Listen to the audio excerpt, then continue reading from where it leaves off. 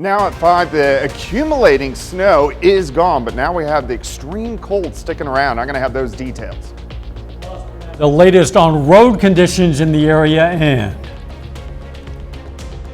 a massive winter storm is causing chaos for millions of holiday travelers. I'm Bradley Blackburn with more on the disruptions in the air and on the roads for all those trying to make it home in time for Christmas. The 4 states' most watched news starts now. Snowplow crews are at work trying to clear the roads, but they won't get any help from Mother Nature. While the snow has stopped falling, the temperatures have not. The thermometer readings are in the negative numbers and dropping. This is KOAM News at 5. I'm Dow Quick. We're going to have the latest on road conditions, area warming shelters, and emergency declarations in both Missouri and Kansas in just a moment. First, though, let's check in with Chief Meteorologist Doug Heddy. Yeah, most of the time in the winter, these would be record lows, but we had in 1989 that extremely cold December, so we're not quite at that mark. But at least accumulating snow is out of here. This was actually a hard map to put together because you can't measure it with a ruler because of the wind, so we had to take the liquid to snow ratio, meaning how much water fell from the sky. 1 to 2 inches across southeast Kansas, northeast Oklahoma, and then 2 to 3 inches once you wrap up into our northern counties. About 2 in Pittsburgh, 2.5 in Joplin, then a pocket of 3 to 5 once you get over toward Mount Vernon and also Springfield. So for the season, or today 2.5 for the season, we're at 2.75. Average is 13. My forecast is 15 to 18, but check out these temperatures. -1 in Joplin, -3 in Pittsburgh. Carthage is sitting at -1 degrees. Then you had the very strong northerly wind still kicking in. So of course you get wind chill factors. Right now, it feels like -20 to -30. All of these are going to continue to drop. I'm going to have all those details in just a bit. We'll see you soon. We are keeping an eye on the road conditions all around the area. We begin our coverage with reporter Shannon Becker in Joplin.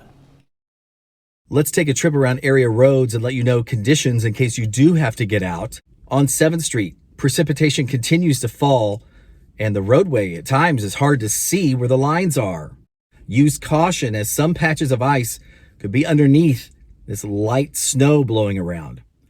Now, numerous slide-offs and crashes in the Joplin area. Joplin police suggest for you to slow down, approach intersections cautiously. On the interstates, visibility can be a factor too. It's suggested you drive under the speed limit on a day like today. And mostly it's suggested if you don't have to get out, stay home.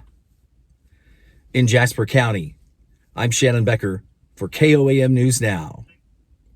That report was filed earlier today. We will have an updated report from Shannon tonight at 6. Now, the road conditions vary widely across southeast Kansas. In Pittsburgh, we saw some drivers struggling with streets that are snowpacked and slick. On 69 Highway, on the other hand, drivers seem to have an easier time, but authorities caution that drivers need to slow down and leave plenty of room to stop because they can find slick spots anywhere and the conditions are continually changing. It started out pretty minor. We've had some slide-offs, a few little minor accidents. Lately we've had some crashes that have come out that are getting a little more serious in nature as the roads have started to get worse. Tripper Reddy says to stay off roads if at all possible, and if you are on the roads and you go into a ditch, you should stay in your vehicle buckled up. Both Kansas and Missouri have declared states of emergency because of the extreme cold. In Missouri, Governor Mike Parson signed an executive order preparing state resources and National Guard members to be deployed if needed. Kansas Governor Laura Kelly also signed an executive order. It temporarily relaxes some motor carrier rules and regulations to speed up necessary assistance. A number of communities across the area have opened warming stations available to the public. KOAM's Jalen Banks is at one of those. He joins us live from Joplin's Water Gardens Outreach Center. Thank you, Dow. Water Gardens is one of the many warming shelters in the area, and Water Gardens keeps their main lobby open for however long it takes to get the wind chill above 20 degrees. Another warming shelter in the area is the Joplin Public Library. The operation hours for the service of the heating shelter are the normal operating hours for the library. At the library, books, computers, and all the other library amenities are available free of charge. really wants to be a pillar in the community, a central place where people can go, not just to get books and movies, but to really be there for our community members. And so being open when it's so cold outside is another way for us to do that.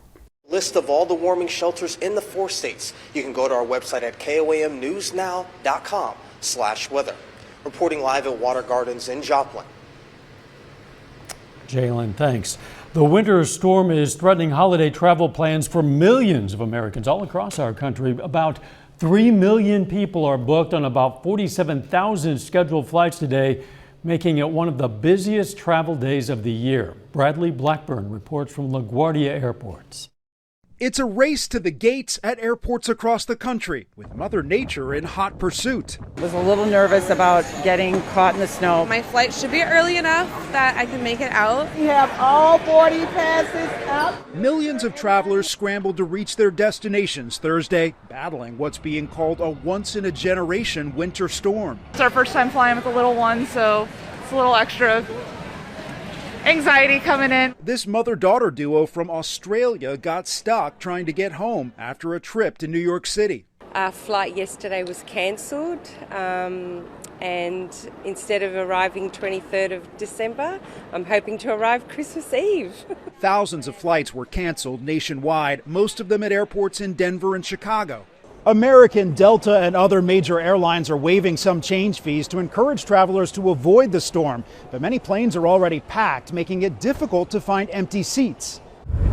It's no better on the roads. The Minneapolis-St. Paul region saw record snowfall Wednesday, while icy conditions led to this crash in Iowa.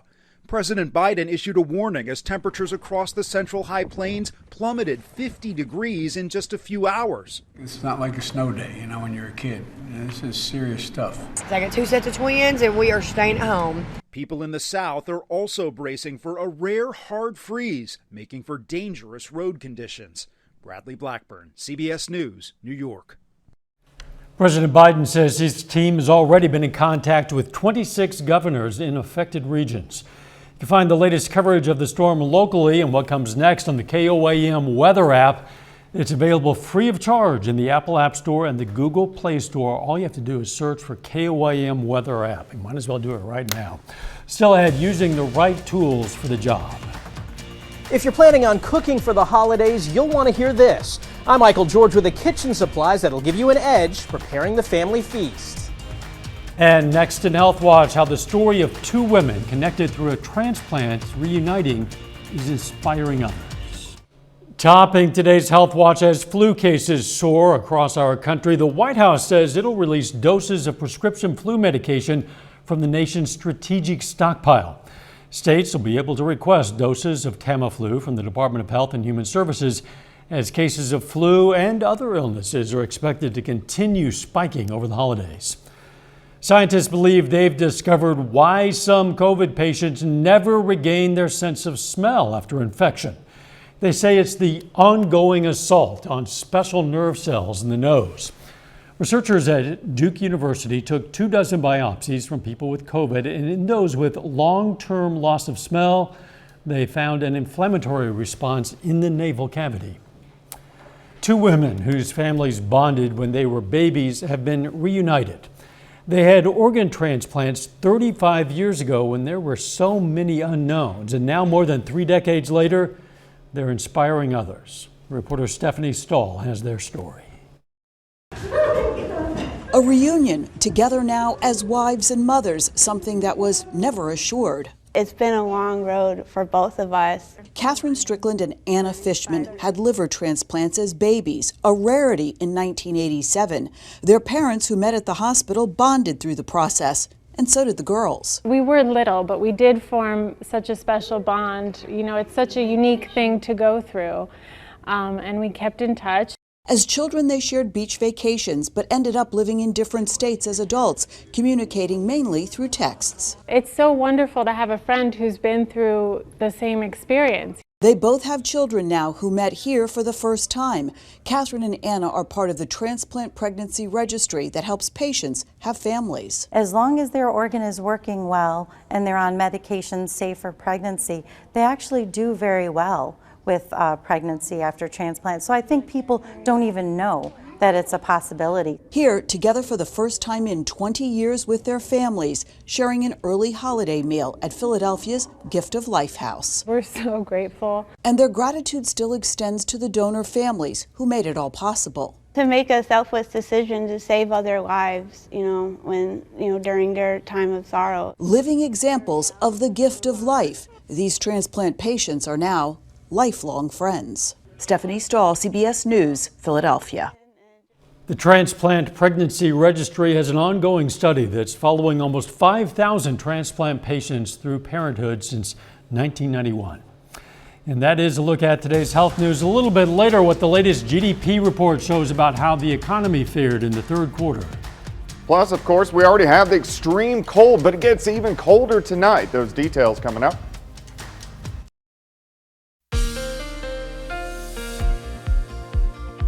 Well, of course, we had the light to moderate snow through the morning hours. Started out with a little bit of freezing drizzle and then the accumulating snow into the early afternoon. Now we have to deal with the cold across the region. Nice shot, kind of Christmassy, looking at Indigo Sky Casino and Resort. Of course, Indigo, this is just outside of Seneca, Missouri. Check this out. This is crazy.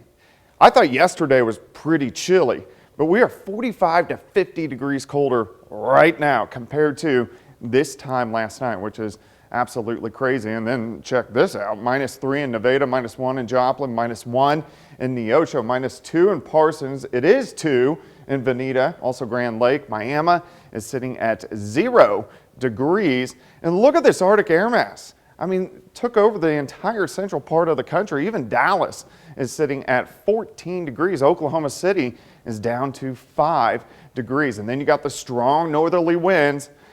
These are sustained, 15 to about 25, and then we've been having winds gusting at times about 30, upwards to about 35 miles per hour. And it's going to stay very windy as we go through the overnight hours for us tonight. So, of course, the wind chill, the way it actually feels to your skin, -25 in Nevada, -23 in Neodesha, -18 Veneta, -19 in Commerce, feels like -22 in Neosho. And this is going to be your actual temperatures throughout the evening hours. We're going to kind of hang out -1, -2, -3 degrees. Eventually, we're going to drop back to about -6 a little bit later on tonight. All right, look at the bands of snow. We had freezing drizzle, and then the light snow kind of really rolled in 7, 8, 9 o'clock. You can see those heavier bands. And where we did see those heavier bands, those are the areas that got more snow. A lot of areas picked up 3 or 4 inches, but this snow is racing off toward the east, already across southeastern parts of Missouri and then heading south toward Jonesboro, Arkansas, as this whole storm system will wrap up and head up the eastern seaboard, thankfully away from us. But we still have the extreme cold to deal with. Look at this tonight. Actual temperatures, -4, -5, -6 degrees, especially once we clear out with that snowpack on the ground. As we go through the daytime hours tomorrow, partly sunny skies, about 5 by the noon hour, and then we get up to about 12 tomorrow. That's it, and that's with partly sunny skies, and we still have those northwesterly winds kicking in. Even tomorrow night, we drop back near 0 once again, and then as we go into Christmas Eve, a little bit better. We get up near 20 for a high, which is still over 20 degrees below where we should be for this time of the year. All right, we're still going to have some weather impacts. Of course, the snow and the ice on the roadways, we're going to call these about moderate impacts because half are clear, half are snow-packed. But we still have very high impacts of cold and, of course, the wind for the wind chill. We're under a wind chill warning until noon on Saturday, so still another 36 hours to go. All right, look at our future wind gusts. All tonight, 25 to 30, still 15, 25, 30.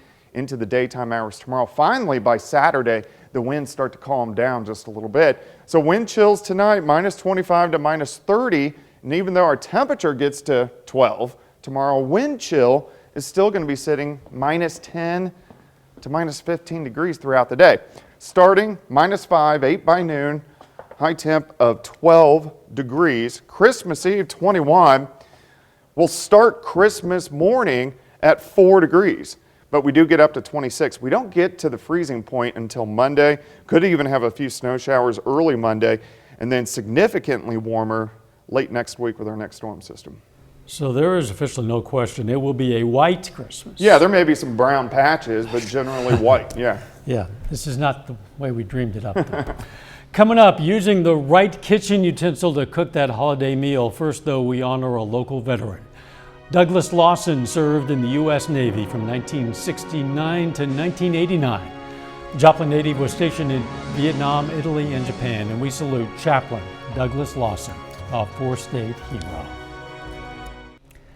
Topping today's Consumer Watch, the U.S. economy grew at a faster pace than expected in the third quarter.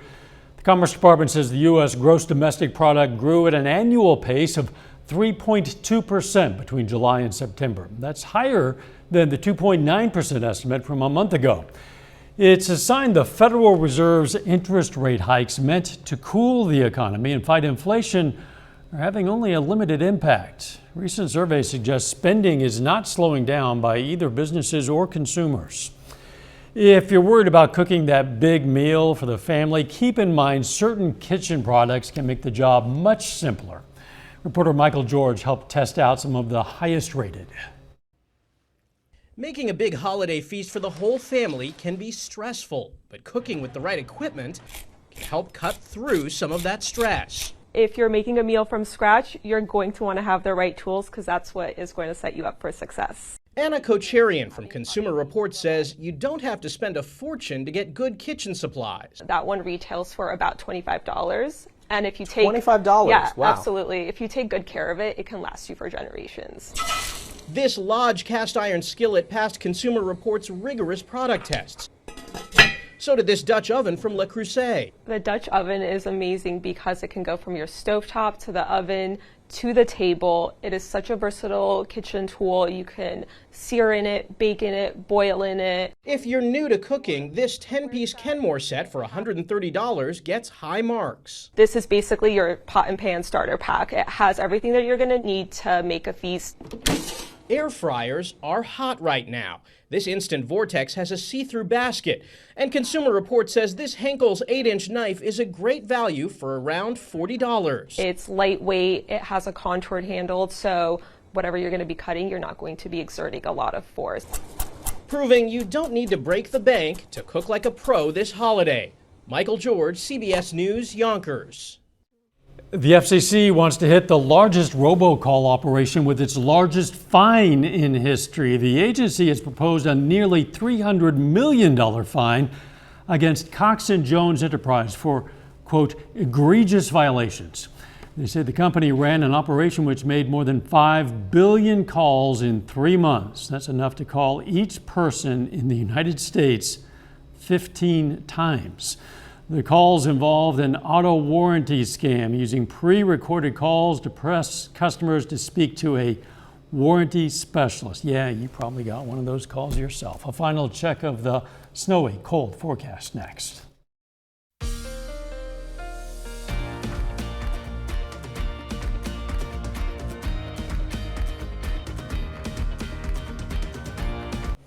Up next on the CBS Evening News, a closer look at the nationwide impact of the winter storm. Then on KOAM News at 6, we're going to have more on the road conditions all across the 4 states.